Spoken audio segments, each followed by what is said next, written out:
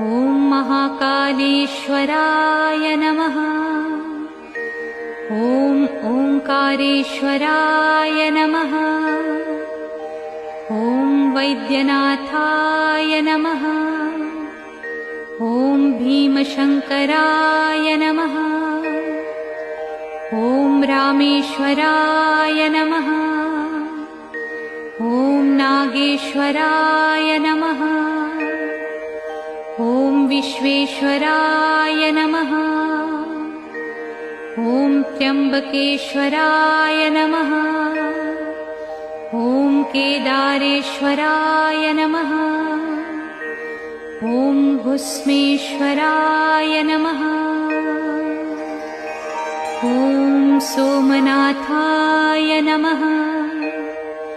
ॐ मल्लिकार्जुनाय नमः।